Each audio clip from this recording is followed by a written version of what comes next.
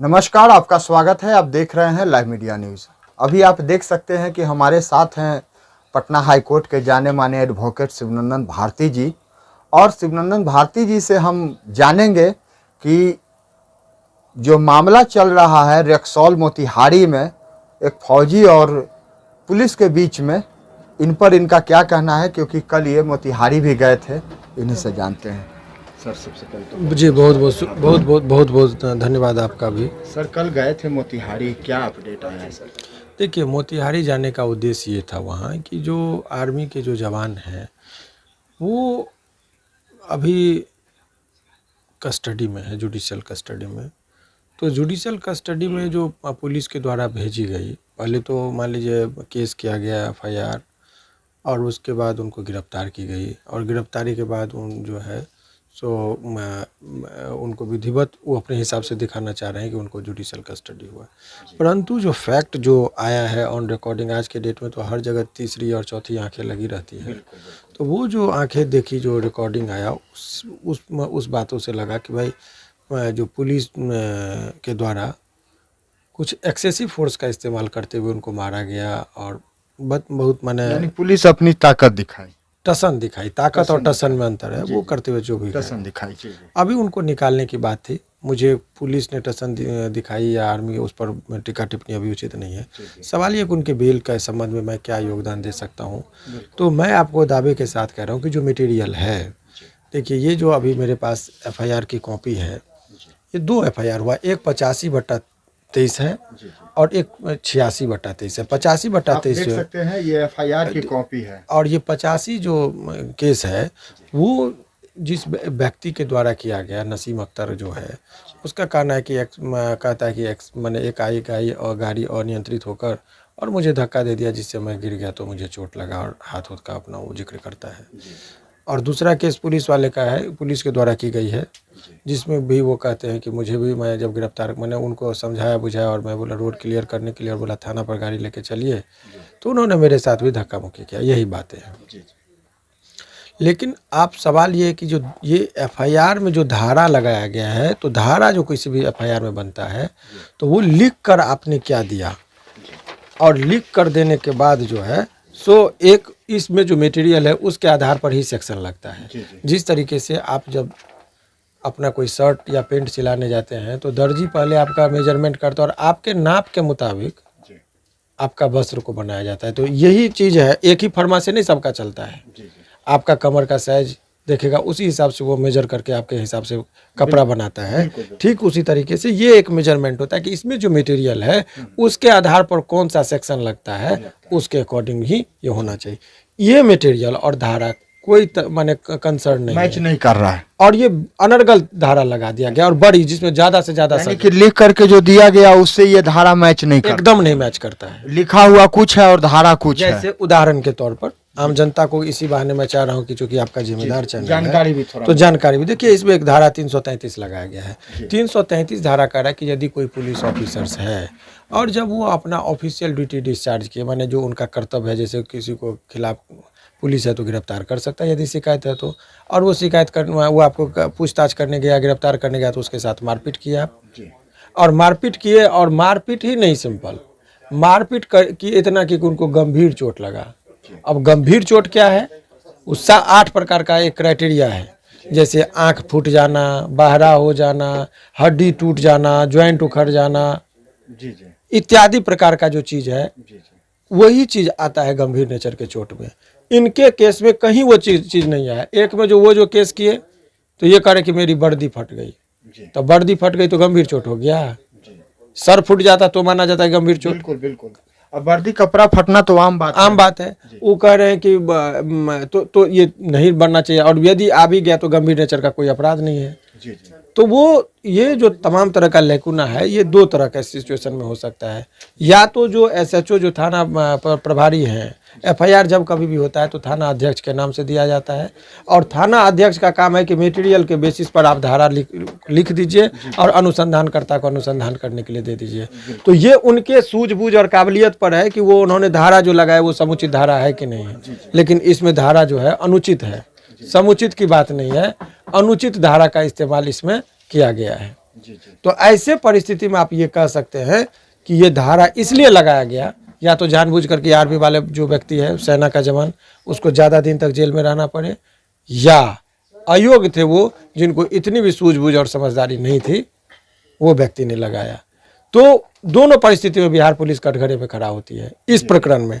इसीलिए ये जो भी घटना है, और वो उन्होंने मुख्यालय के द्वारा जो एक सस्पेंशन का एक ऑर्डर पारित हुआ है, वो भी एक सराहनीय कार्य है कि चलिए ठीक है, आम जनता का मॉब जो है वो सेंटिमेंट पुलिस के खिलाफ सर कहीं ना कहीं गलती किए थे वहाँ के जो एसआई थे, तभी तो वो सस्पेंड हुए हैं। ये विभाग के नज़र में इस तरह का प्रथम दृष्टया जब मामला बनता है तो उनको तत्काल प्रभाव से सस्पेंड किया जाता है, तो उनको किया गया। तो ये प्रथम दृष्टया मामला को ये वरीय पुलिस पदाधिकारी ने उसको माना होगा, तभी तो सस्पेंड किया होगा। तो यही चीज़ है। अच्छा सर, इनका बेल का क्या प्रक्रिया है, कब तक इनका बेल के संबंध में जान लीजिए, जो धारा लगा है, ये जो मैंने आपको बताया कि ये सेक्शन में ये चीज़ होना चाहिए और ये लगा दिया है सेक्शन। देखिए बेल का फॉर्मूला समझिए, बेल 3 स्टेज में होता है। पहले जुडिशियल मजिस्ट्रेट का कोर्ट होता है, सीजीएम उसके सबसे बड़े पदाधिकारी होते हैं, उनके कोर्ट में जाता है मामला। उसके बाद सेशन न्यायालय जो डिस्ट्रिक्ट के लेवल पर है, सेशन न्यायालय में सेशन जज होते हैं, उनके पास जाता है। और उसके बाद यदि बेल नहीं हुआ तो लोग हाई कोर्ट आते हैं, और हाई कोर्ट नहीं हुआ तो सुप्रीम कोर्ट जाते हैं। ये चैनल बना हुआ है। अब ये क्या कि मजिस्ट्रेट साहब ने धारा देखा, कह रहे इतना बड़ा धारा है, इसमें तो 10 साल का सजा है, चलिए मैं बेल नहीं दूंगा। उन्होंने बेल रिजेक्ट कर दिया। केवल धारा वो देखते हैं, बहुत ज़्यादा मटेरियल नहीं देखते हैं मेरिट पर। अब सेशन न्यायालय में जब जाता है मामला, तो वो धारा देखते हैं, डायरी मंगाते हैं, दोनों को टैली करते हैं, और इंजरी रिपोर्ट वगैरह सपोर्ट में रहता है, तो फिर बेल नहीं देते हैं। तो 2 केस जो है इसमें, एक केस जो है वो 86 और एक 85। तो 86 में यदि बेलो मिल जाए तो 85 में मिलना मुश्किल होगा, क्योंकि इंजरी रिपोर्ट सब जानबूझ के कॉन्कॉक्टेड लगाया जाएगा, क्योंकि पुलिस। तो ऐसे परिस्थिति में मेरा अपना जो दूरदृष्टा है, इसमें पूरी प्रक्रिया में वहां से रिजेक्ट, यदि वो बात को नहीं रख लिया गया तो 2 से 3 दिन में हो जाएगा। अदरवाइज यदि वहां से रिजेक्ट हो जाएगा सेशन न्यायालय से, तो हाई कोर्ट में आने पर 4 से 5 महीने का वक्त लग जाएगा, क्योंकि यहाँ नंबर सिस्टम। यानी कि उनको अब अगर वहाँ सेशन कोर्ट से रिजेक्ट हो जाता है तो 5 महीना जेल में ही रहना हो जाएगा। आप एग्जैक्ट नहीं कहेंगे, फिर भी 4 महीना 3 महीना नंबर जब तक नंबरिंग नहीं हो जाता है तब तक उनको रहना पड़ेगा। हाँ, आप लोग को याद होगा जो पूर्व सांसद जी पप्पू यादव जी के ऊपर जो कोरोना काल में बहुत छोटा सा चीज था, लेकिन यहाँ नंबर पर नहीं आया केस।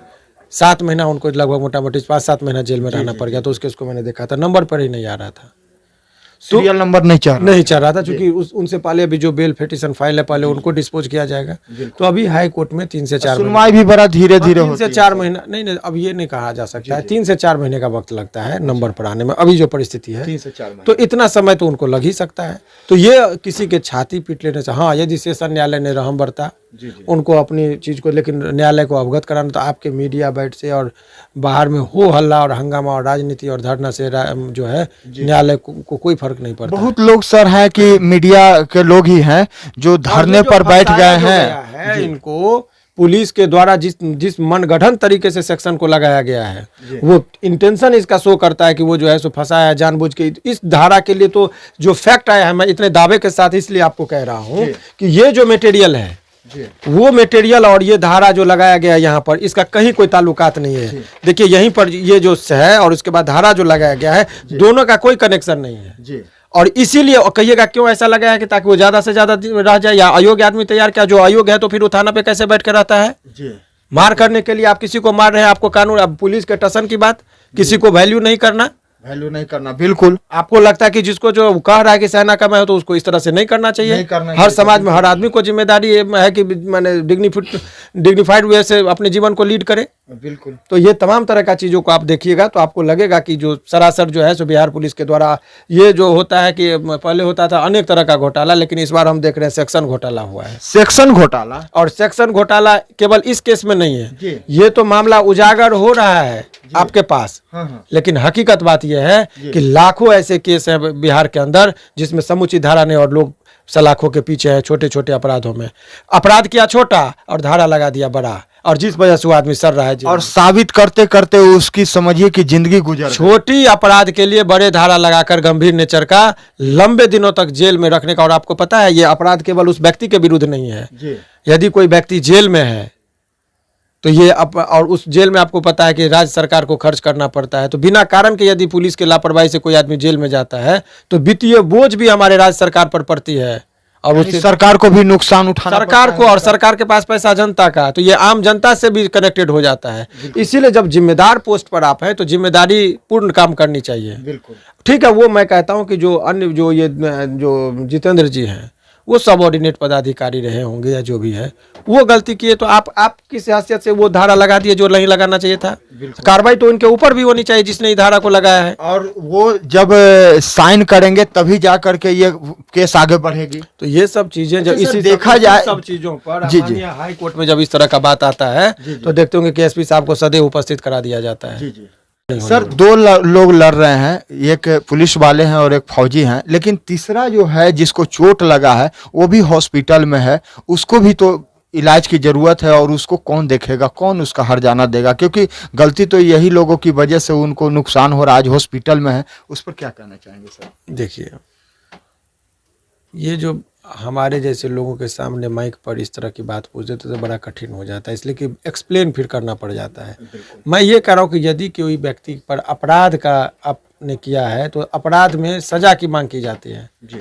तो आवेदन दिया एफआईआर के, हमको जानबूझ के धक्का मार दिया या ये किया, तो सजा की मांग की है तो सजा भोग रहा है। आपने मुआवजा की मांग नहीं किया है। जी। और मुआवजा की मांग यदि करना होगा तो सिविल नेचर का सूट फाइल करना होगा।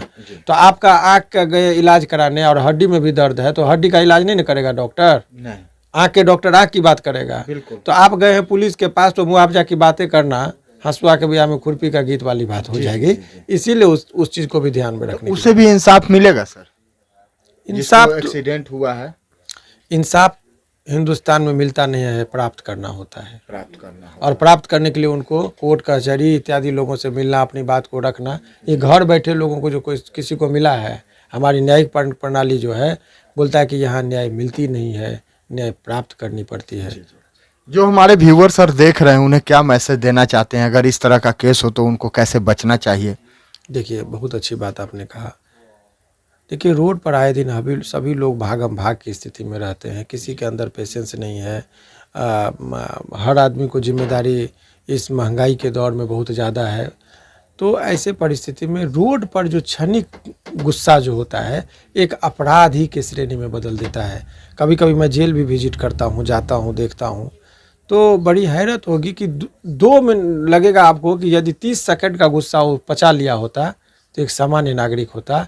30 सेकंड के गुस्सा को नहीं पचा पाया तो एक आम आदमी से वो अपराधी की श्रेणी में आ जाता है। कोई अपने पत्नी का गला काट दिया, कोई पड़ोसी को गोली मार दिया, वो मुश्किल से 30 सेकंड का गुस्सा होता है। तो आप जब कभी भी सड़क पर हों तो आपका कर्तव्य बनता है कि आप संयमित रहिए, कोई उकसाए भी तो प्रवोक नहीं होइए। उसी में ठीक है, वो उनको दोनों को प्रोवोकेशन, आर्मी वाले को भी गाली गलौज उतना पिनकने की ज़रूरत नहीं थी, तो उसके तरह पुलिस वाले को भी गाली दिया रहे। आप पब्लिक डीलिंग करने जा रहे हैं। रोड पर हर आदमी आपके तरह सलीका में नहीं है। आपको ट्रेनिंग के दौरान ही बताई जाती है कि लोग आपको उकसाएगा, आपको गाली भी देगा तो सुन लीजिए, उसका एक तरीका, फिर उसको आराम से बुला के चलिए थाना पर बात होगी। वो तो ठीक है सर, लेकिन समाज में अगर किसी को खुलेआम गाली देता है तो किसी को भी अच्छा नहीं लगता है। उस जगह पर कोई भी और होता तो होता, ये तो बात की बात रही। लेकिन इंसाफ मिलना चाहिए कि नहीं मिलना चाहिए सर? इंसाफ मिलेगा ही, और हिंदुस्तान में इंसाफ थोड़ा समय लगता है लेकिन देर सवेर जो प्रोसीड करते हैं उनको इंसाफ जरूर मिलता है। तो साथियों, आप देख रहे थे लाइव मीडिया न्यूज़। अगर वीडियो अच्छा लगा हो तो इसको जनहित में शेयर कीजिए, ताकि और भी लोग जो इस तरह से परेशानी से जूझ रहे हैं उन्हें भी ये धारा और कोर्ट का मामला जो है वो समझ में आए। आपका बहुत बहुत धन्यवाद।